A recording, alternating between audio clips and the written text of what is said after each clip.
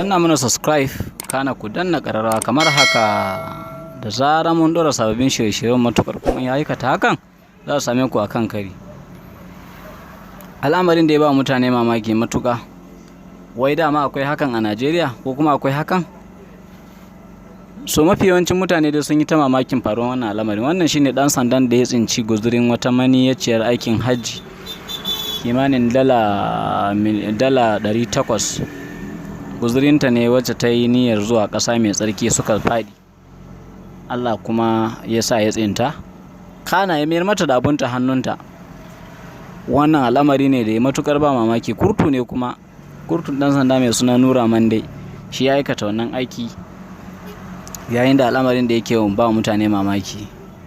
Kasancewar ana cewa akwai talauci a ƙasar, amma ashe kusan ko a wani lokaci ba a rasa nagari kuma ba a rasa wato na Allah. Kasance idan da za ka lissafa dala 800 a kudin Najeriya, kudade ne wanda za su dan iya goge maka wani dan takaicin damuwa.